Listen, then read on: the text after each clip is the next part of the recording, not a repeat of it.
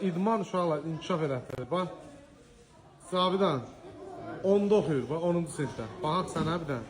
Əli ayısan. Bax 7-də oxuyur, çıx qabağa biraz. 7-ci sinif.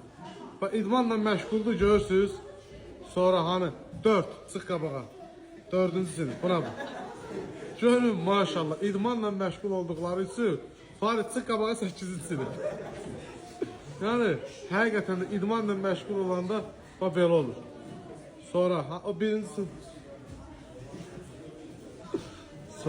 Çıx qabağa 3-cü sinif.